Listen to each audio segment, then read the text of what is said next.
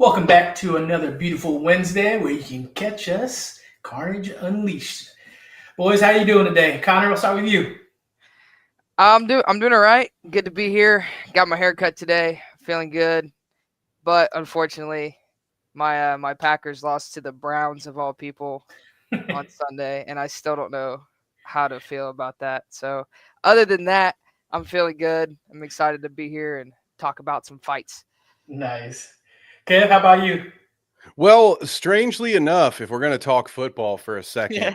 the Indianapolis Colts under Daniel Jones are 3-0 for the first time since a guy, I don't know if maybe you've heard of him before, named Peyton Manning was quarterback. So I don't know. I don't understand what dimension I live in anymore, Wade, but I'm happy to be here. I'm even more happy for this Saturday. Dude, though, you guys know how much I love working at Benchmark Pro Wrestling. We got another wrestling event coming up. The card looks stacked. These guys, and I'm not just saying it because I work with them, but they legitimately, every show gets better. The production value goes up. The lighting gets better. The in-ring talent is great. And so we didn't get to work the last show. So you know what I mean? It's like when you have a little nephew and you don't see him for a while. The next thing you know, they're taller than you are. You're like, you little bastard, stop it. It's kind of, I feel like it's something similar where like their last show I wasn't there and it looked incredible, so I'm so excited to be there. If you guys want to catch it, it'll be right here. All right, I will be working double time this weekend to edit that bad boy. Yep. Before we jump into this, Clayton wanted me to ask you a question, Connor. Okay. He said, what is the MMA equivalent of the Browns beating the Packers? Oh, that's a good question. So let's see if I can break this down. So in my head, right, this was I always have confidence in the Packers, but they looked so good week 1 and 2, beating the Lions dominantly, beating the Commanders dominantly. So, I'm running around like it's the year, it's Packers year, And so to have one of the top teams lose to a notable bad, just always MMA wise, let's say, let me think of some current fighters we could compare this to. Let's say, you know what? Let's say the Packers are Tom Aspinall. Let's say we got Tom Oh, Aspinall, and that's him losing to like say a Tai Tuivasa. You know, oh, okay, that's good. a guy. You're like, oh, cool. Ty's fighting, but like you're not expecting much besides him to gas out and lose. You Yep. watch the Browns, you're not like, oh, the Browns are playing. You don't get excited, but you're like, oh, it's the Browns. But then they win, and now you weren't expecting it. Like if Tai Tuivasa were to beat Tom Aspinall, nobody would be expecting it. So that would be my MMA UFC equivalent of Browns over Awesome. Packers. I love that. It was a weird day. I was sitting here as a Colts fan in Ohio. I got on one channel the Bengals just getting stomped. And then on the other channel, it's Packers versus Browns, and it was 3-0 for like the first three and a half Oh, it hours was of a that rough game. It game. felt like I was like, So man, this many is. flags. There was a flag like every play in that game Oh, too. yeah. And And then the just as I blocking. thought to myself, I'm gonna just do something else, right? That then all of a sudden it's the most exciting like final 3 minutes, or I'm like, what the Yeah, hell's going on here? it's like, and that's the best luck I've ever seen the Browns have. My dad would always say the Browns are gonna brown, is what he says, and they'll Yep. find a way to just mess it up. They did everything went right. They blocked the field goal. They have the kicker that makes the long field goal that missed it week 1. Like they had the Packers brown, and the Browns didn't. It felt like opposite day. Anything can happen in the NFL, so it was a tough Oh, one yeah. to watch for me. That's for The sure. comments were making me laugh so much. It Oh, was like the Packers just outbrowned the Browns. oh Oh, yeah, absolutely.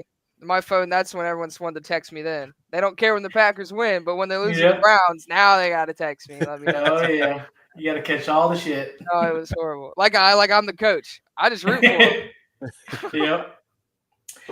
Well, on another note, Dana put together a great card, Noche UFC.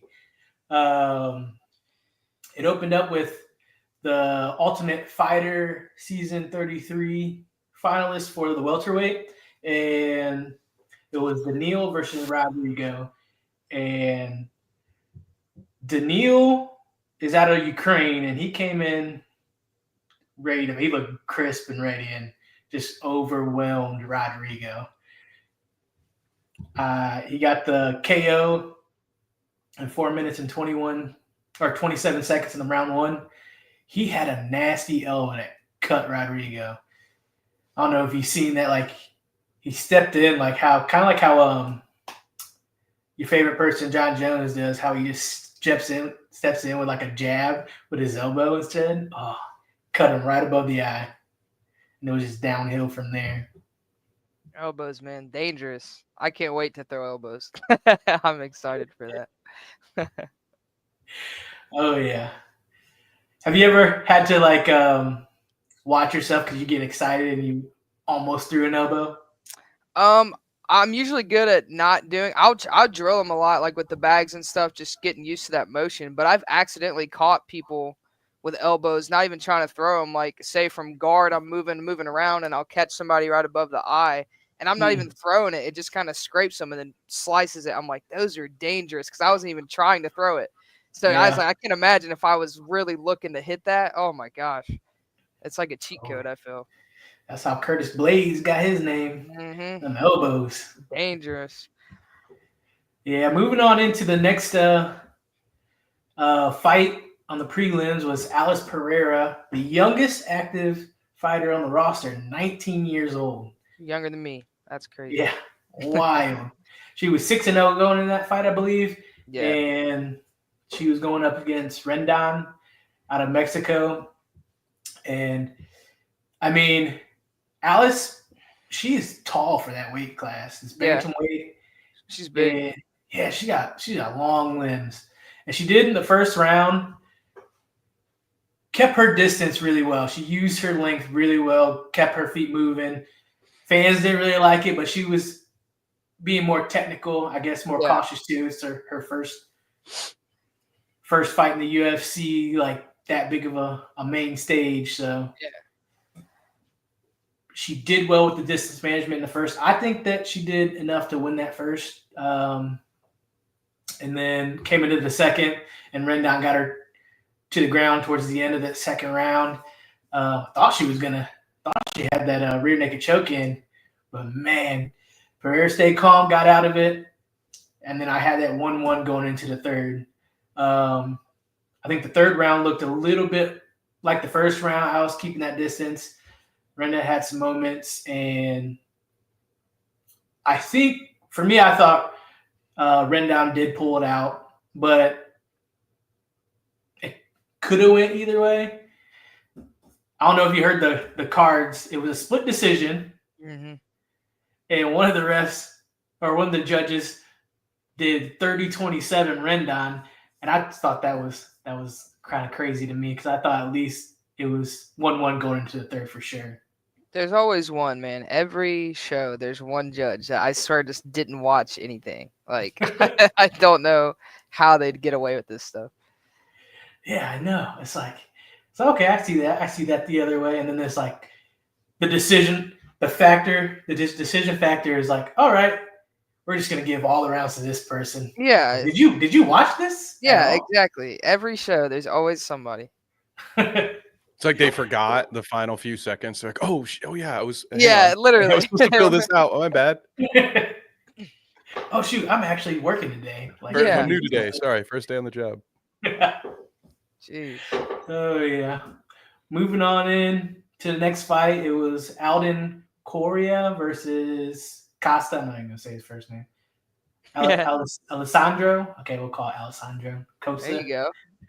The one time we don't have Zach here. We next week we have to re-review this card just so Zach has to try to read all the names. Yep. Costa came in as the favorite, 455 under, and Correa came in at plus 350. Correa looked really good. He ended up getting the KO in the third round. Yeah, I can't try to remember which one was this one. Because it looked like Yeah, Costa looked like he got hurt at the end of going into the second round. Like he was limping, like his feet were hurt, got his foot hurt or something, and then came in that third round, and Corey just took advantage and got that KO.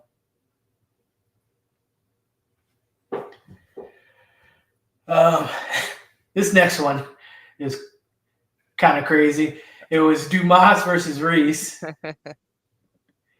And not even a minute in, foot straight to the cup for Dumas, and he went down. What's your take on that, Connor? So I get it. It hurts, but you get a long time to recover, and to not be able to say you can't, like, I can't fight anymore just because of that. I don't know, man. I feel he was looking for an out. That was his out, and he found it. And Dumas, I'm not a fan of him anyway. He's always got stuff. He's not a next level fighter. Like he's not gonna ever beat the next level. He was coming off of a loss, and now he's had all this. I almost said off the field. I still got that NFL mindset, but out of the cage, real world problems. He's always having trouble with the law and everything. So I feel like at this point, that's his most recent fight, is going out, getting kicked low, then saying he can't fight. Send him off. Get rid of him. I mean, I'm not gonna lose any sleep knowing that Cedric Dumas isn't in the UFC anymore. I don't think anyone's gonna really care. So I say go ahead and send him off. And I feel bad for Zachary Reese, man. They were supposed to have that fight at one time, then obviously the law stuff got in the way. They reset it. They rebook it. I mean, they finally get to the fight, and then that happens. Like, he put in all this work to finally fight Dumas and gets 51 seconds of whatever that was, and then goes out. Like, it was just a waste of time for him. Yeah. You would think, in considering Dumas's situation, that he would have additional motivation. Like Connor said, like, you get about 5 minutes to recover. And trust me, I have been kicked there, and not by a professional athlete, so I get it. It hurts just when anybody kicks you there for the most part. But like, you've got all this other stuff that has happened, and just like Connor said, if this is the last thing that pops up into anyone's mind, like, his next fight isn't going to sell many tickets. People aren't going to buy a pay-per-view to watch Dumas fight, and that felt like that could have been his last opportunity to sort of say, hey, look, I'm worth the trouble, because look at how great this performance was. So you would think that would be enough to get you through it. So I don't know if it was some kind of serious injury, then I take all of that back and I apologize. But it feels like the end of someone's run. That's just a weird way to end it. But it didn't seem like he had much desire to continue. No, it smells fishy to me. I mean, if that was like in the third round, they're in a war, that happens, then okay, maybe you're tired, but 50, like, it was like, I think it was 51 seconds. Yeah, 51 seconds. Like, dude, really? Like, you're not tired in 51 seconds. Like, come on. Take your 5 minutes, get up, have the fight. Like, come on, man. Yeah, I mean, it was a legit hit to the nuts, but like, his quote was, I can't feel my right ball. I can't stand up. I can't stand up. Which, I mean, to be fair, we all know it hurts. Yeah. I'm not denying that. It's just, man, 5 minutes wasn't enough. I don't know. For me, I like, if it's not like a blown out testicle or like twisted nut, like, then I'm gonna try everything to fight. Exactly. Because like this, I think going into this fight, you feel like this is his one shot to prove that he needs to stay. He was talking about having no money in his bank account either right before this fight. Like, you better go out there. You better go out there and fight like you're broke. If you're broke, like, go get that paycheck, dude. That's not gonna get you paid, man. Like, come on. Yeah. Crazy ending to that fight. So wild. Going into the next fight, it was Luis versus Jesus. Jesus won with a unanimous decision. Pretty good fight there. Then moving on into Tatiana Suarez versus Amanda Lemos. I thought this was going to be a good fight. Tatiana, big name, only lost to Whaley. Yeah. And Lemos, she comes to fight every single time. It was a decent fight.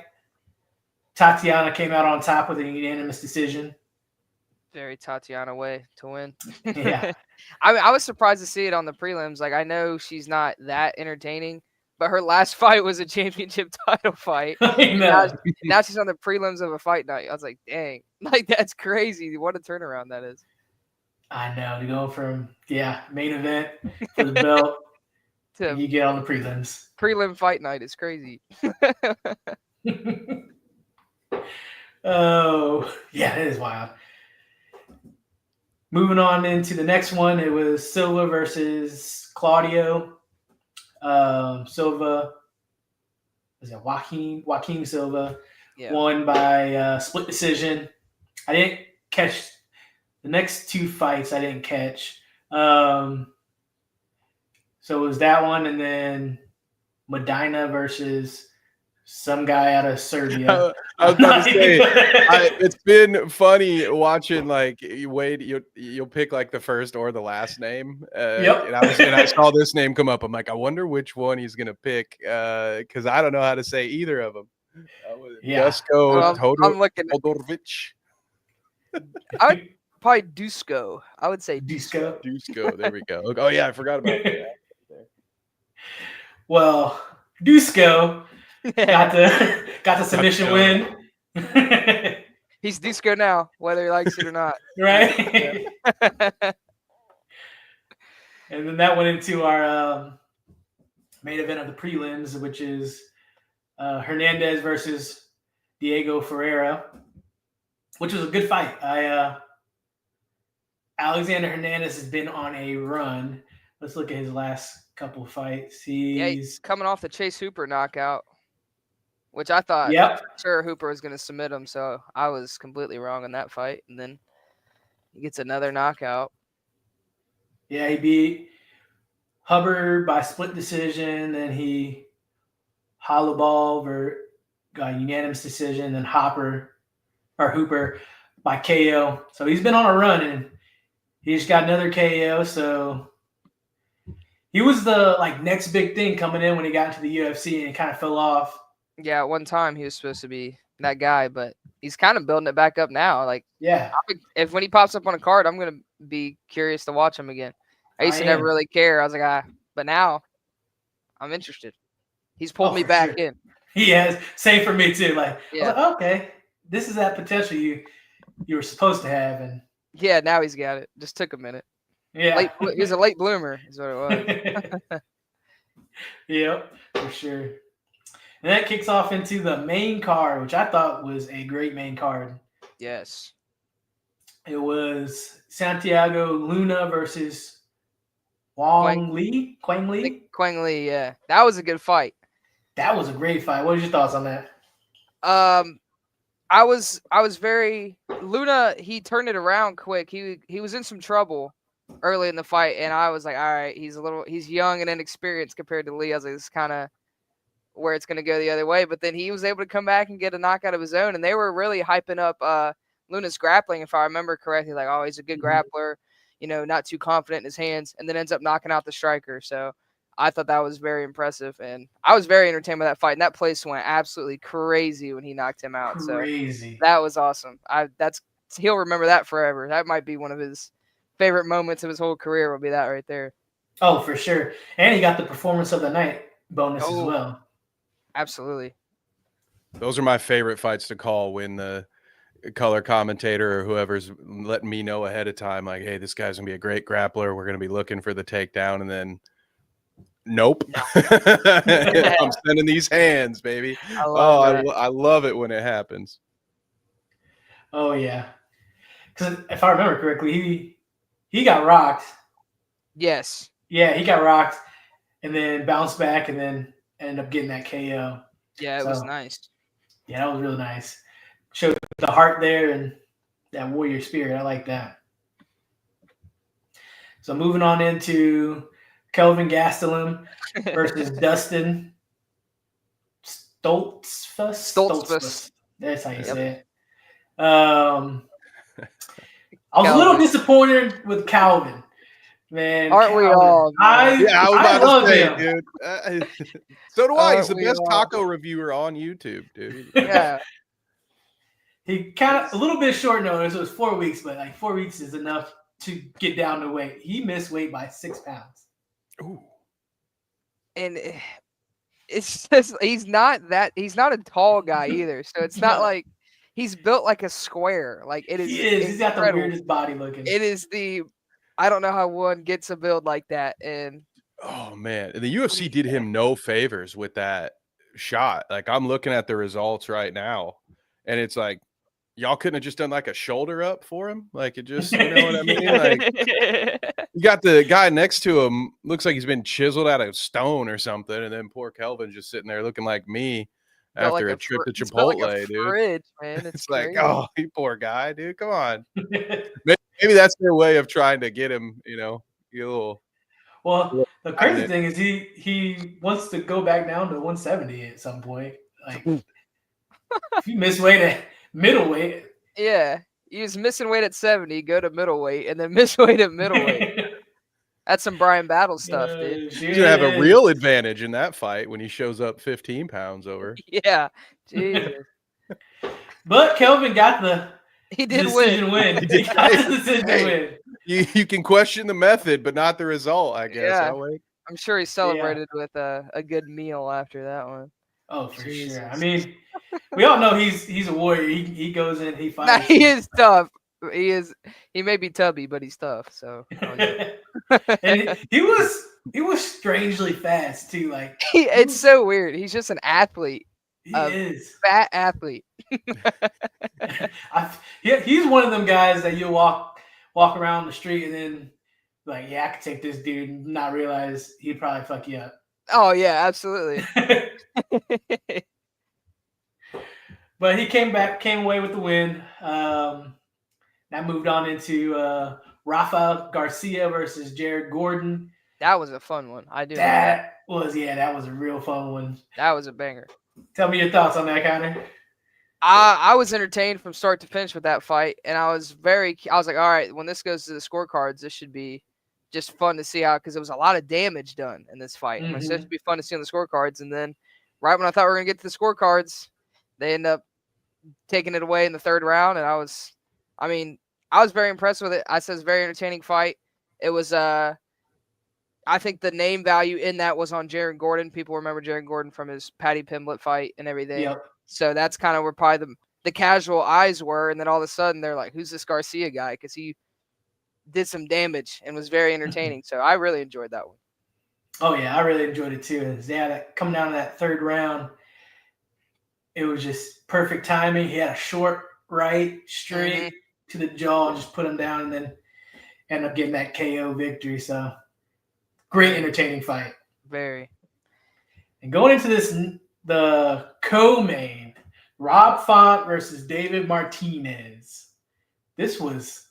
That's a crazy story on that one. Yeah. That kid, I got all the respect in the world for that Martinez kid. He was supposed to fight. I think he was supposed to fight. I could get this wrong. I'm about to look. I want to say he was supposed to fight Quang Lee, who fought that night.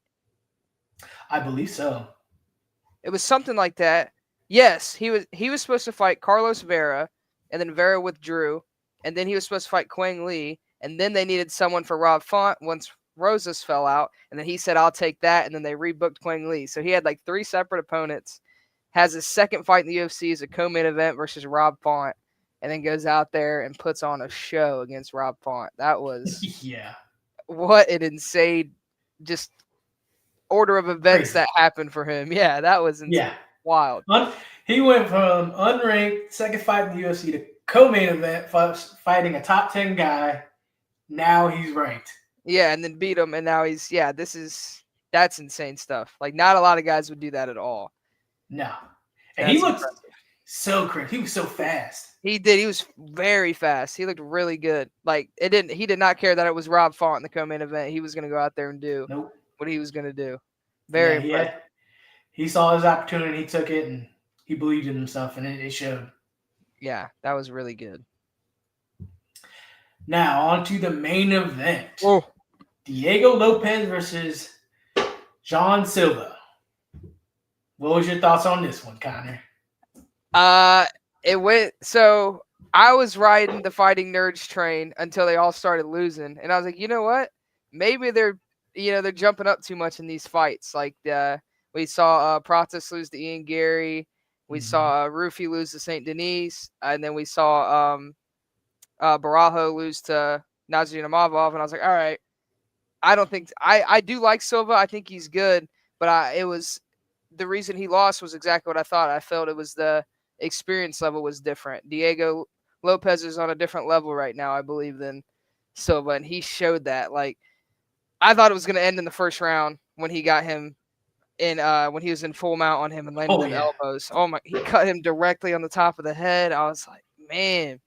I mean, Silva's tough, but I mean, that went about how I thought. I thought Lopez was just going to show that there's levels right now. You jumped up a little too much, going from Bryce Mitchell to me, not the same. So, and he showed it. And I mean, Silva did in the second round he started landing some shots too. And I was like, no way Diego fumbles this right now. I was like, you're about to finish this guy. And then, of course, that spinning elbow. Oh my gosh. That was insane. What a finish to a great card too with that fight. Oh yeah. Silva, yeah, he came in that first round. I think he was overconfident. He was trying to be like, yeah, I'm that dude, that next main thing. Like, you're just in my way right now. And Lopez did his thing, got him, and just, I mean, his grappling was great. Silva couldn't get out of that until the very, very end. And then I was like, okay, Diego Lopez is just it's just levels to this. And then Silva actually looked like Silva, how he's been fighting to get to this point. Yeah. He started opening up a little bit, caught Lopez. I think, because I picked Diego Lopez to beat Volk. I did too. I thought he was going to beat Volk. Dude, he's up there. He's a different. He's fighting on all cylinders. My only down thing for him is he just doesn't move his head. I'll say his head movement. That's the only reason he gets caught. Yeah, that's why Volk was piecing him up too. Yep, and that's why Silva caught him with a couple shots, big shots, kind of rocked him a little bit, but he's tough. Came back, and the funny thing is that Silva was doing those spinning elbows right before. Yeah, and then he rushed in and Diego got caught with one of his own. Woo! The irony of that is insane. That was gnarly. Yeah, so that was fight of the night. Absolutely, too. For sure, yeah. I was going to say, do you have any disagreements on fight of the night and the performance of the night, or do you think UFC got it right? I like those. I think David Martinez should be up there for performance of the night just because, like I said, the whole this fight to this fight to this fight, second fight into your whole UFC career, and you're fighting in the co-main event against Rob Font, and you go out there and definitively beat him. I believe like he should get something for that. Right. I did like that. And then I think fight of the night, that makes sense. That fight was, I mean, I was like standing up the whole time watching that fight. I could not sit down. There was good fights, but like that, I was like, man, there's no way this fight can up this last one. And then that happens. I was like, all right, that's 100% fight of the night. That was insane. So I think they did get that right. But I think Martinez should get a little something for what he was able to pull off against Rob Font. I agree with you. I originally, when we opened up the main card, I was like, oh yeah, Luna, probably performance of the night. That's what I'm going to go with. And then, yeah, Martinez came in and did what he did. And I'm like, ooh, okay. Yeah. I think it should go to Martinez for sure. That's a tough card to pick one because that was a good fight night. Like usually, it was great. Usually they're like, some boring fights, and then like the last fight or two will be entertaining. That was like all the way through. That was really good. Yeah. I enjoyed that. I did as well. So that wraps up Noche UFC. Going into some more fight news, everyone's favorite Paul, Tank Davis, November. What is your thoughts on this? We'll start with Kevin.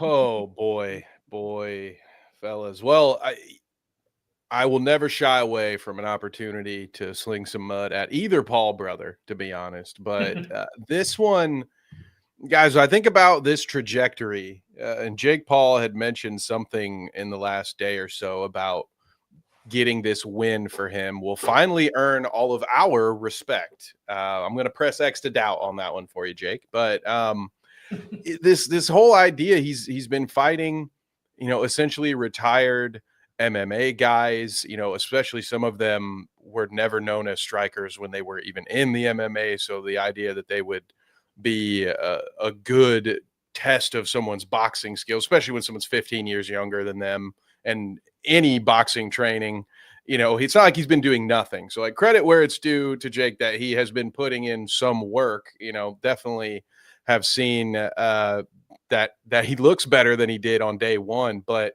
it's just been, I can't get any credit for beating up retired NBA players. Let me try to fight retired MMA fighters. Then it's like, okay, then let me fight real boxers. Okay, how about we call Mike Tyson out of the retirement home? I'll fight him. He totally wasn't pulling his punches. Totally a normal thing to have him just chewing on his glove the whole time and not knocking me out. Nothing wrong with that. But now it's let's go fight a legit boxer. But he's going to be half my size, half my height, half my weight. And now you guys will respect me, right? I don't understand the logic here outside of the payday for both fighters. Like if you can get paid, if people will pay you to fight and you're not, Sylvester Stallone and Rocky V, and you're like one wrong spot away from going down, I would always say, go get your money out here. If you can get paid, someone will pay you to do something and you want to do it, go do it. But the idea that this will earn him any credibility, guys, is beyond me. I disagree. I think I will honestly have even less respect for Jake, still more than I have for Logan, but it's not a lot. Connor, what's your thoughts? This is fun to talk about because again, it's like when we talked about John Jones, I never really got to share my feelings on Jake Paul. I mean, I'm in the majority of not really liking Jake Paul. This fight specifically, I mean, it's a cash grab. Both guys just get in the bag, really. That's what a lot of Jake Paul fights are. It's not going to get him any credibility. Like I said, the size difference is just laughable. Like, that's a reason there's weight classes in fighting in general. Like, when it comes down to weight-wise, I think I might be heavier than Tank Davis right now. Like, it's like he's not a big dude at all, and Jake Paul is massive. That dude gets bigger every time I see him.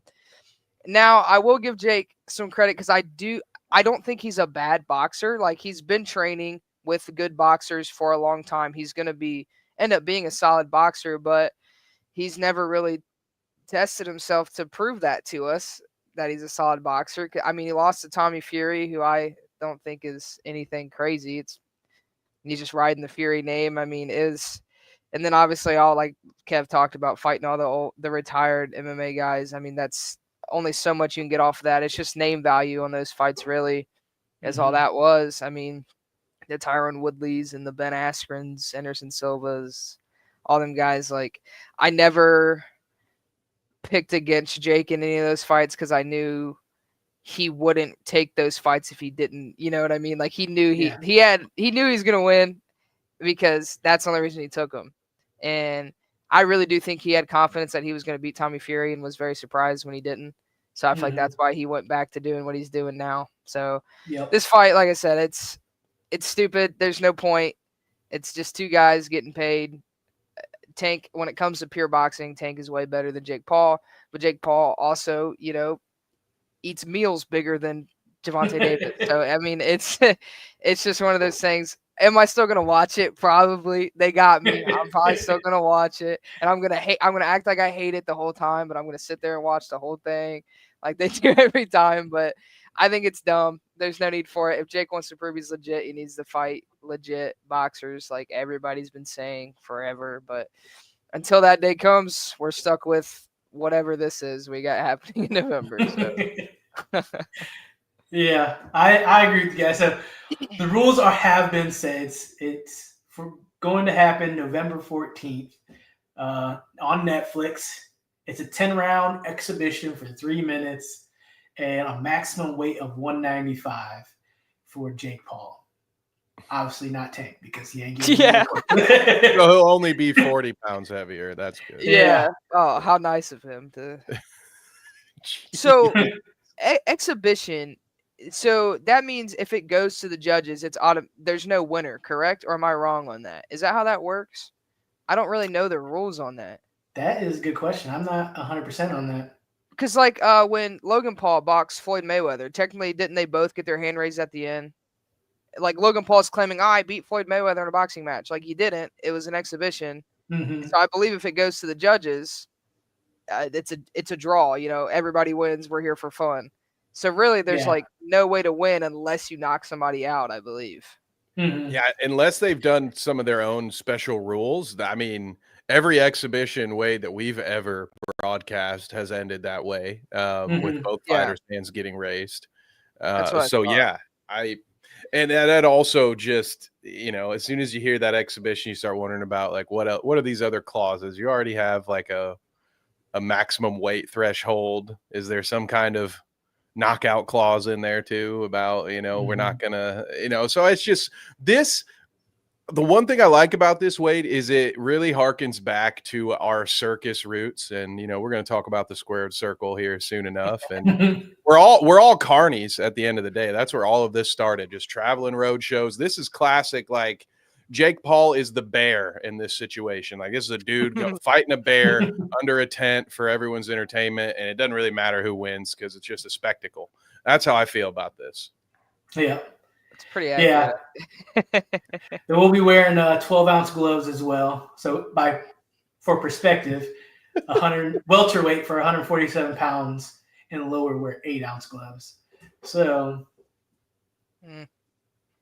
I mean, I don't know. I just how in any way does this make Jake Paul look good? Yeah, it doesn't. It doesn't. It doesn't. It doesn't. In his mind, he's like, "Oh, you want me to do a legit boxer? Let me do a legit boxer. Tank, you're legit. You're the smallest freaking guy. One of the pound for pounds best boxers." And so dumb. But I have a built-in little safety net, and 40 pounds heavier than you. And like 2 feet taller than you. So. Did you guys see their face off? They're stare down that they did. Yeah. And how awkward Tank Davis is being the whole time. It's so comical. Like it's Yeah, it's ridiculous the size difference when you see them. Oh, it's laughable. He's 2 Tank Davises. Yeah, it's hard. I'm like, it's hard to sell this fight on merit when that's the face off. You're like, all right. Should have gave Davis like a step ladder or something. It's like, and then just cut it from waist up so he couldn't tell. Do you think that that's hilarious.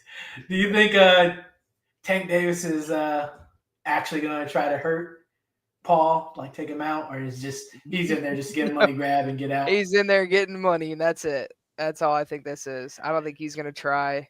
There might be like one round where he like throws a punch that looks a little bit faster, and it almost hits, and everyone's like, "Oh, he's turning it up," and then he's not. He's going to just walk around, probably shelled up most of the time. Let Jake land a combo. He's going to bounce out. They're going to circle, shell back up for 10 rounds. I think we'll know if he hits a stiff one on him because Jake will immediately wrap up. And then just mysteriously after that, you'll notice that Davis will pull back a little bit. I'm not saying that's what happened in the Tyson fight, but, The Tyson one was interesting. I still don't know how I feel about that one. I've had my thoughts, and I don't know. Yeah. There's in the Tyson one, there was a moment where Tyson did his signature where he jumped, and you saw him go to throw that, and he stopped. I was like, you could have landed that and did a lot of damage, and then you didn't.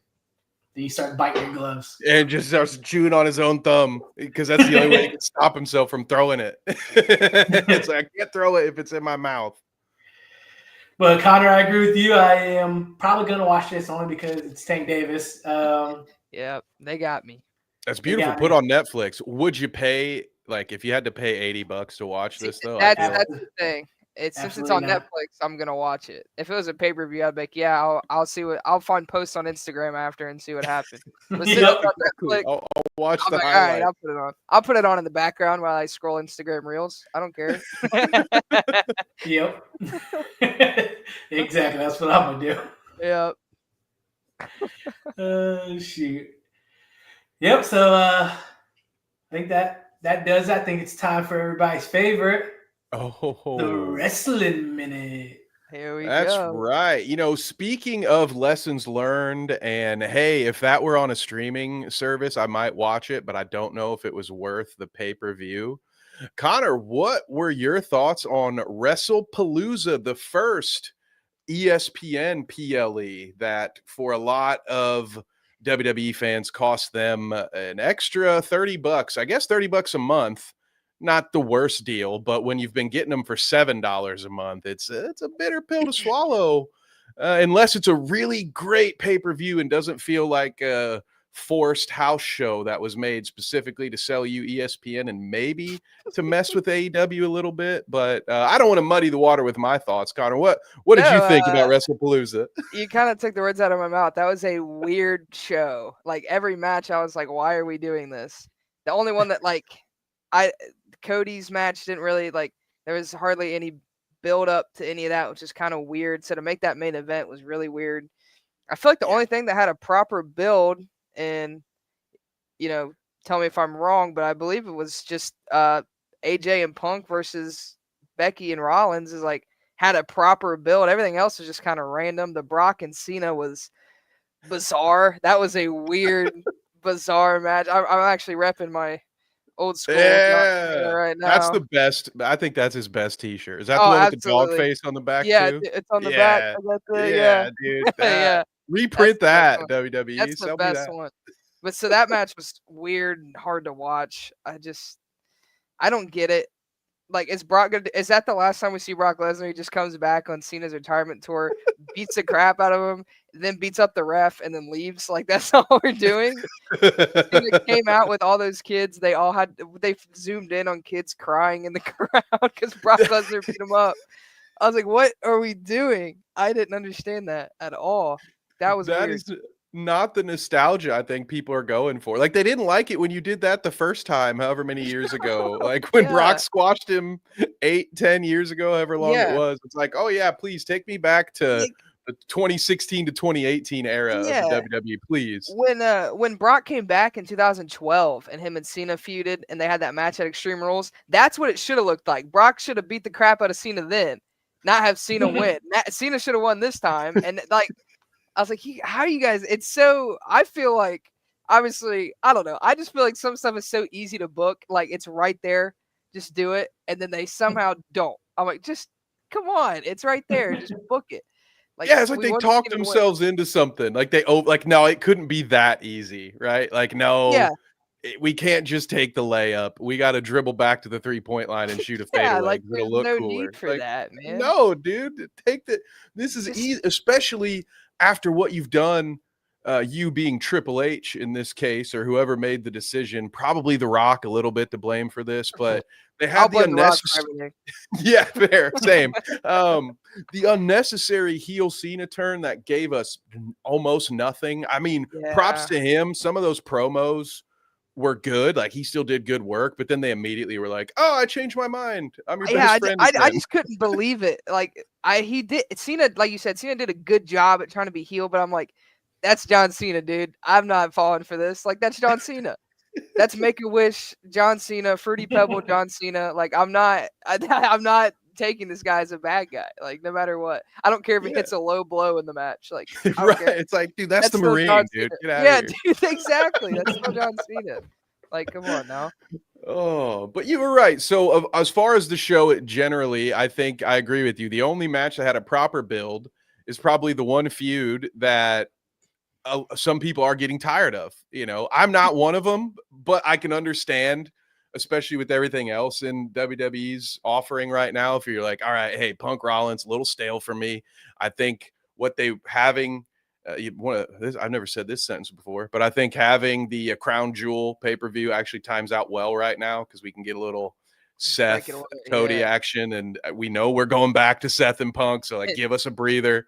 And that rivalry makes sense, although I think they kind of ruined it a little bit on Raw, but we might not have time to talk about that one at the moment, but we'll see. But I agree. I thought just on the nature of the 10-year return, if you were going to squash John Cena, definitely do that at the beginning. Don't do that at the end. But it probably should have been AJ Lee. Like, that was the moment.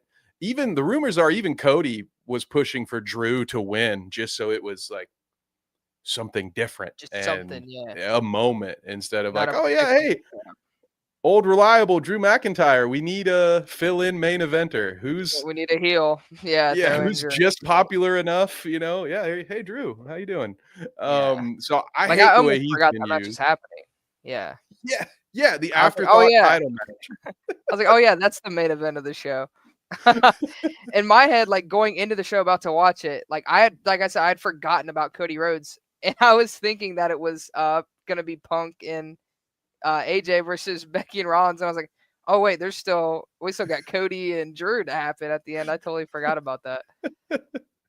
Yeah, we had a whole other match. Now, meanwhile, they removed the triple threat women's championship match, and they're moving that to this Friday SmackDown. I think that might have been injury related. I don't know. Did you see that sick fall Tiffany Stratton took? Yeah. Onto the floor. Wade, you probably didn't see this. So she did like a dive, a flip, and landed not in the ring, but on the ground, and did not land on her feet properly and just fell straight back. Like, that looked brutal. That was a rough one. Yeah. I almost forgot the other marquee matchup, which really made me laugh: the Usos versus LeBrons. Oh yeah. Can we talk? I mean, I would love to hear your general thoughts, but the first thing I wanted to ask about was, what were your thoughts about Jey Uso busting his own face open? That's the most Jey Uso thing ever. I will say I'm glad that they have the Usos back together, because I do believe that the Usos are one of the best tag teams of all time. But then as soon as they split them up, I was like, oh, these guys can't wrestle as good as I thought they could. Especially Jey. One of the worst WrestleMania matches I've seen in a long time. That didn't have Travis Scott in it. Yeah, and I was actually pumped for that match at Mania, and I was like, this is terrible. It's just, I don't know. I'm glad they're back together. It was just, but yeah, Jey Uso, that is the most Jey Uso thing ever, to bust himself open, and then he was using it to make like cool hard posts on Instagram, which is funny. I mean, he's such a goober, dude. It was so good. Wade, you have to hear this, because you missed out on the best moment of the show. So it's a tag team match with a special guest referee, and it's LA Knight, who, Wade, think a guy he kind of merged Attitude Era Stone Cold with The Rock, as far as like that's kind of his gimmick, as he talks. I love LA He's Knight. got that, like, and he's so good, and his work is great. Like, he's crazy athletic, especially considering he's an older guy. But so you've got like your badass, no nonsense ref who's just disobeying all the rules. So hit him with chairs, throw him through tables. I don't give a shit. And Jey Uso, they had to speed up this match. They actually had to rush to the finish, Wade, because Jey Uso hit one of his opponents in the back with a steel chair, and it bounced off the back and smacked himself in the face, and he busted himself open a hard way, as we call it in the biz. And oh my gosh. he's just sitting there, and it's one of those, like we talked about earlier, like with the elbows, like when you get cut on your forehead, like there's not a lot of meat or anything there. Like those things can just bleed and bleed and bleed. Oh yeah, it was. And because they have a wrestler in there as the ref, you can, in some moments, you can hear LA Knight calling the spot. Like, he's like, just spear him. We gotta get out of here. Yeah. And it's just like, that's the one downside to having all of the cameramen have hot mics. Like, you get the cool ring slam, but you get your guys like Cena, who's notorious for calling the spot so loud you can hear it in the second row. And it's like, dude, I like it. Just mute the mic. I get the job. Like, he's got to call it in the ring. So if he can't hide it, like, you hide it in the production truck. That's your job. Yeah. Help them out.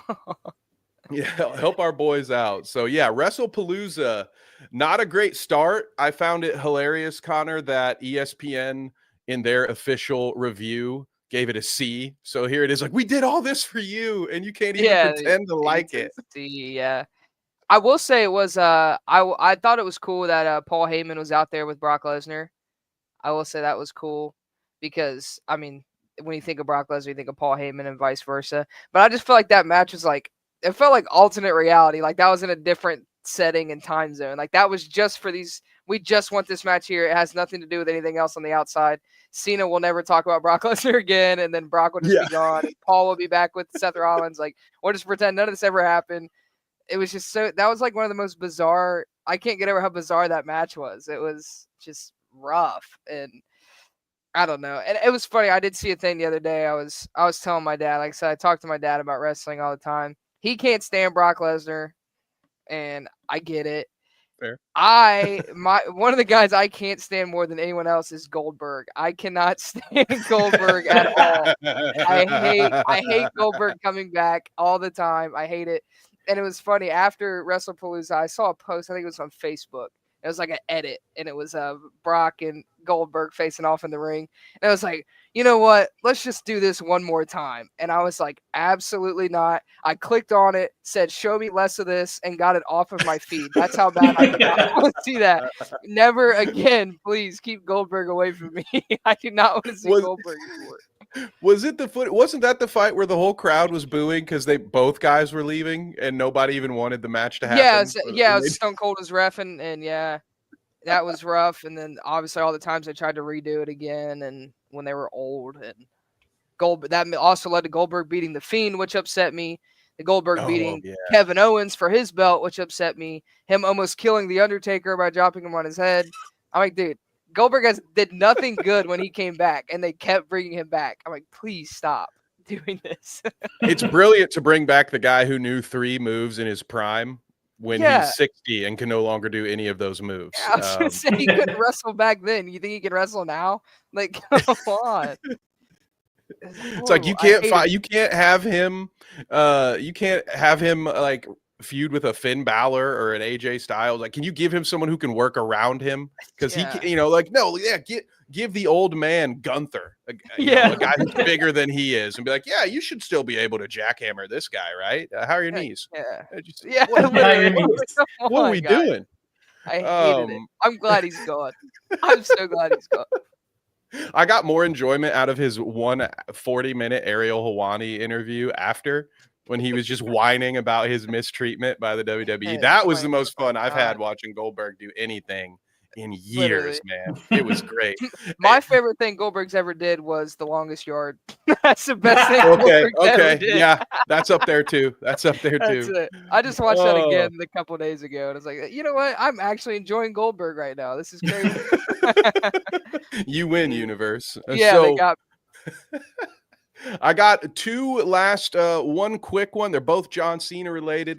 I would say I watched just the highlights. I did not catch any of the AEW pay-per-view, but one of the highlights I did see, a cool moment was Edge, now known as Cope.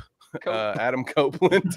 He returned the favor. So John Cena has been paying homage to some of the legends that he knows he won't be able to work with and hit some of Edge's moves during his run. And Edge returned the favor during the pay-per-view, hitting a 5-knuckle shuffle and following it with an attitude adjustment. So I did love to see that in a world where you either like one or the other and you just do nothing but talk shit about the other people's fans on Twitter. It was nice to see that they still like each other, and can be like, hey, different team, but I appreciate it. I respect you too. And staying on with John Cena, as you mentioned, Connor, they're already moving on. Cena versus AJ Styles. I think if you failed forward, like this is where you should have been already, but I guess at least I'm glad we're here. What are your thoughts on that? That's so much better. Like the Brock stuff, I get it because they have history, but to end it the way it did was stupid. Like, let's just forget that ever happened. Let's go Cena and AJ. That's always good. It's going to be good. AJ needs something to do too. It's perfect. Let that run through, do its thing. I think that'll be a great feud always with great matches. And has gone down as one of Cena's best feuds of all time was with AJ Styles. And that's hard to do when Cena's had the feuds with guys like Edge. A prime heel Edge is one of my favorite wrestlers of all time. That he was one of the best. So to be considered up there as one of Cena's top feuds when he had the feuds with Edges and Randy Orton's and stuff like that. It means the feud had to be great, and it always was. And I feel like them running it back again is going to be just as fun, and everyone's just going to sit there and smile watching AJ Styles and John Cena one more time. So yeah, dude. Yeah, and he's earned it. I mean, AJ's close to his retirement too, and I love the way they represent like two different sides of the same era. Because when John was being Super Cena, AJ was like the one TNA original. It's like him and Samoa Joe. He was and TNA, yeah. Yeah, exactly. And it's like, well, man, like if you were one of the fans who was like anything outside of the WWE, it was almost like a Flair Hogan thing. It was like, yes, to you, AJ Styles was the GOAT if you were not just a WWE only guy. So to see those two get a swan song, I am just wondering, like you had said before, why couldn't they do this easy stuff? Like a John Cena farewell tour for all the times like people have complained about Super Cena. Like this is probably the time just to let him play the hits, let him go out there, be a good guy, and just do some classic matchups. Now's not the time to complicate the John Cena story of all times. No, I wouldn't have even been mad if they literally like, hey, it's in 2 months at this pay-per-view, it's going to be Cena versus AJ Styles. I mean, cool. You know what? You can tell me who it's going to be at every single pay-per-view throughout the year. I don't care. Just give me John Cena's last run with good matches. I don't need a feud build up for it. Like, see, there's no reason to really almost build up these feuds. Like, it's Cena's tour. We get it. Let him have good matches. We don't need to have the heel turn. We don't need to have it doesn't make sense. Just set up the matches so we know every pay-per-view, oh man, Cena's going to have a match against whoever at this pay-per-view would be like, I think that was even the simplest way they could have done it, and I would have been okay with that. Like, you don't have to build it up because it's John Cena. You don't got to build up John Cena. Right. And it's sort of like you almost owe it to him. I feel like Cena has paid his dues for the Super Cena run by jobbing out to Austin Theory and Solo Sikoa just for the WWE to do nothing with either of them. Oh, dude, yes. They screwed that okay, up. we're good now. We're good. There were 2 years he couldn't lose, or maybe 6 years, and then there were 5 years where every time you brought him back just to lose to a young guy you weren't going to push anyway. So it's fine. Just play the hits, man. Be like the Rolling Stones rolling out and being like, tonight, guys, we're going to play all new songs from our new EP. Like, no, fuck you, dude. Play Satisfaction or I'm out. Play the good ones. Like, that's what I'm saying. Like, just run all the stuff back. Let us go down memory lane one more time. You don't got to build up a new feud. Yeah, let me know why Cena doesn't like Brock Lesnar. Like, I know why he doesn't like Brock Lesnar. I know why he doesn't like AJ Styles. They did this already. You don't have to rebuild it up. Just set up the match. It's so easy. It builds itself. The one thing WWE can always say that they're better at than anybody else in the industry is their cinematography and like their video packages. They've been good at that for 30 years. Like all you need is music you already have the rights to and the vault of footage you already have. You tell me the story. They don't even need to do it. It'll save everybody money and travel time. Just play a video package once a week. So simple. Less is more sometimes, fellas. Well, yes. That's all I have. But Connor, I know I've been driving. So before we say farewell, are there any other wrestling thoughts that you had this week? No, like I said, I just want to touch on the bizarre show of WrestlePalooza. Yes, dude, my dad knows I love Austin Theory, and they have wasted him for so long with the Money in the Bank and the beating Cena and the Grayson Waller. I love Grayson Waller too. And they didn't even blow it off. When I used to talk about saying make those two a tag team forever, and then they finally did it, and I was like, this is going to be the best thing ever. And then they just lost every SmackDown to whoever they needed. I was like, this is the worst. And then they build up a Theory face turn for months, and then just pull him off TV with like a 5-second. Grayson Waller says, "Hey, New Day, do you guys hear Austin Theory's out?" I'm like, really? Like you can't even. Yeah, you can't even show me him get is he injured? What's going on? They've send him back to NXT or something. They'll figure it out. But yeah, that's my dad can tell you. If anyone likes Austin Theory, it's me. I've been on the Austin Theory train back when he was taking selfies all the time. I was like, this guy's legit. I loved him, but we saw where that's taking him. Oh, well, that does it. We appreciate you, Wade, for sitting in on the madness. That Hey, this was was one of my entertaining. favorite wrestling minutes in a long time. So I look forward to the next one. Get me rambling, then I'll keep going.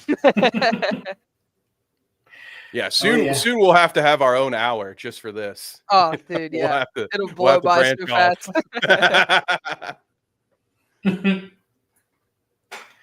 All right, well, where can they find you, Connor? As always, every Wednesday here talking MMA, pro wrestling, boxing now sometimes. There's all this Jake Paul crap going on. You guys can always find me on Instagram, I.am_Connor Smith. And like I said, keep an eye out for whenever it is that I'll be fighting again. Hopefully beginning of 2026, looking at January, February-ish. Looking to get back in there and have myself a fun one and get the ball rolling again. So, yeah, that's where you guys will find me, and I'll see you guys on Wednesday. Absolutely, Kev. Yes, sir. Well, first and foremost, don't forget about Benchmark Pro Wrestling. So that's all you got to remember is just to turn those notifications on to this channel. So that way you will be up to date on all of that squared circle action. I cannot wait to get to Venue 18 and get working on that show. So that'll be real exciting. But no, other than that, check me out over on my nerd channel at Dweeb. We are going to be reviewing The Rise of Skywalker tonight, guys. We finally have made our way through all of the Star Wars movies for our Wednesday Star Wars show. And boy, let's just say I'm going to have a real dip in energy levels when I jump into the next studio. What about you, Wade? Where can the fine folks at home find you? Absolutely. As always, here Wednesdays, Carnage Unleashed, 7:30. And if you want to know what's going on next with us, go to carnagemediappv.com for all our latest combat sports pay-per-views. And as well, if you want to watch any old stuff, stay right here. Carnage Media YouTube. You guys, I want to say thank you guys for watching and see you next time.